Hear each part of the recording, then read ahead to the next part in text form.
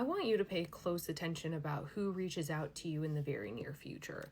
Who is reaching out? What do they want? And what is your intuition telling you about what this person really wants?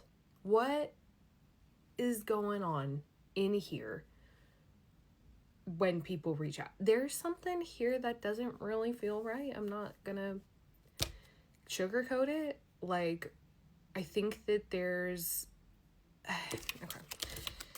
So sageness is upside down. This is like the sage. Think about your inner wisdom, your inner like shamanic wisdom, etc.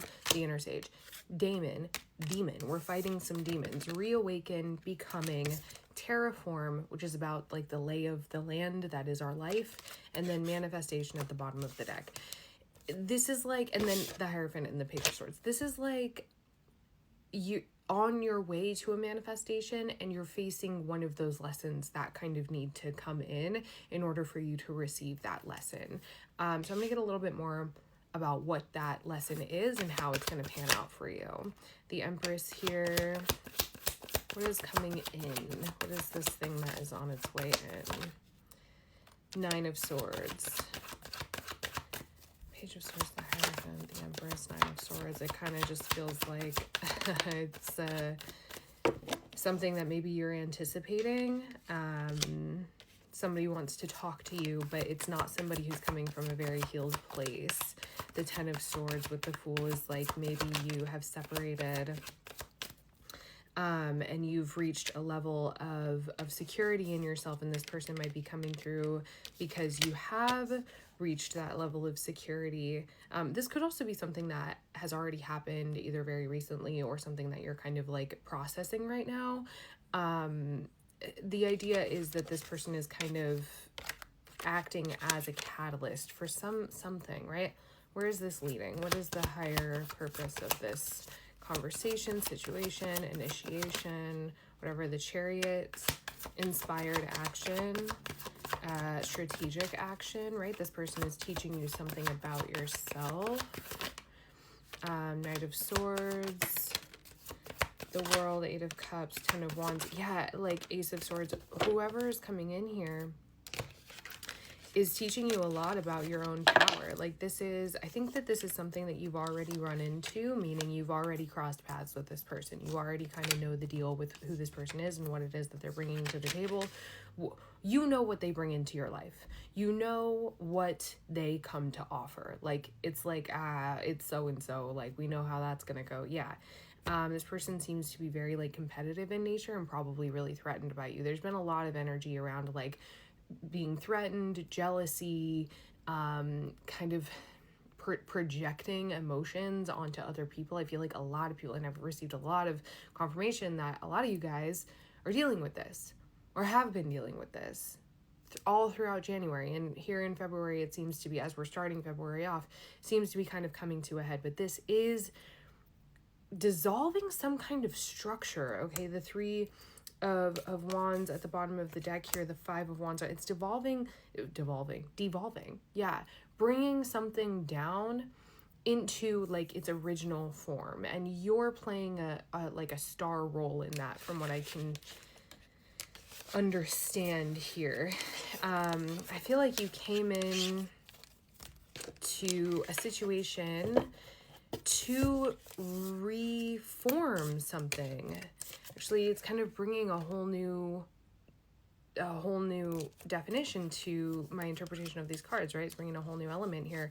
It's like the demon maybe that exists in something else is being exercised through you and your experiences with it. You're not letting it slide, but you're also maybe in a moment of recovery because it has, this is the Tower, because it has kind of robbed you of your intuition or your inner knowing.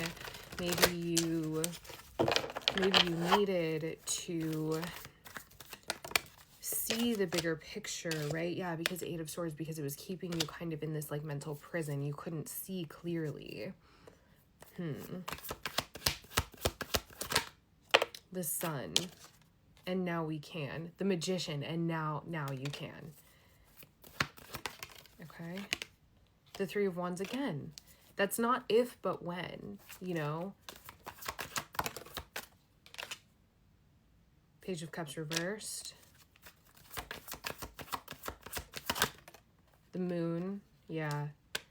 There's this really deeply uninspired, kind of unmotivated, dismissive energy here that I can get off of this collective, and it's from constantly fighting, right? And you might still be kind of like, I'm feeling like teeth grinding, you know what I mean? Teeth grinding, but so there's tension kind of being held in your body from whatever the situation was. The King of Swords in reverse, the Hierophant in reverse, and Strength.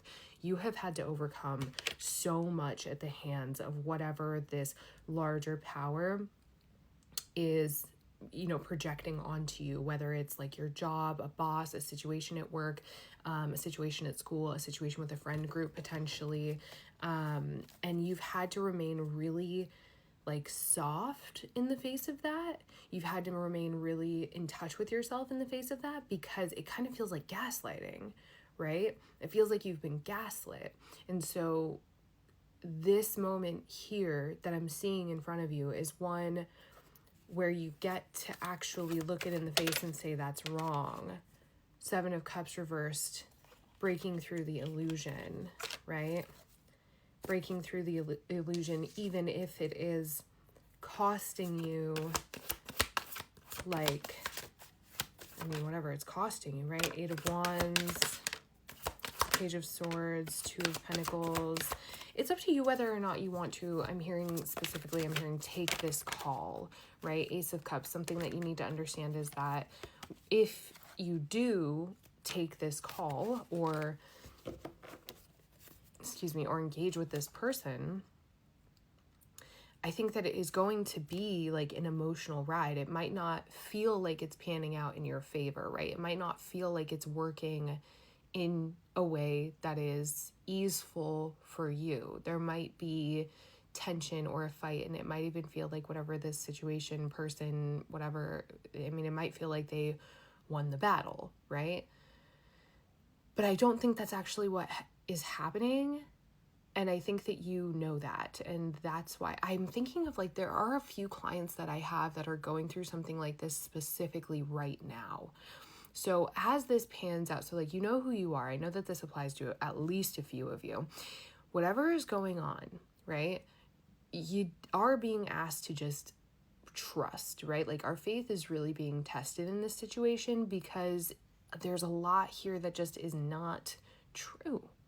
There's a lot here. I think like power dynamics, again, come into this. We've been talking about power dynamics quite a bit in collective readings recently. So somebody might try to kind of bring power into the situation, especially like manipulating things. Kind of feels like somebody took some time to think about something. Ooh, I'm getting an earring right here. It kind of feels like somebody took some time to think about something, you know? They took some time to think about it, and then what? And King of Cups. They're like, I've calmed down, you know, I've reflected. Two of Swords. Took some time for introspection. The Empress. The Knight of Cups with the Queen of Wands at the bottom. Yeah, it's like somebody wants to kind of glaze over something or move past something. And hold on. Obviously, I want to know if this is in your best interest, right? To engage with this, if the outcome will be in your favor. The Fool and the Six of Cups.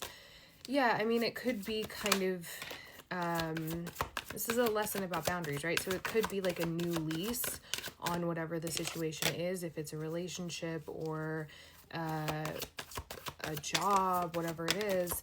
But I don't ultimately think you're going to want to go as far as this person is going to want to take you, right? So Three of Cups, they might make it seem like, oh, it's fine, we can just start over, right? Our foundation is so strong, but like, you know, we can keep building at it. But in reality, Eight of Swords, Six of Pentacles, Four of Cups, like it just feels like you're never going to get it. Like this person is not, you're never going to get what you need from the situation. And so by glazing over it and saying like, we can try again, we can whatever, this can apply to so many things, you're ultimately shorting yourself. Say no.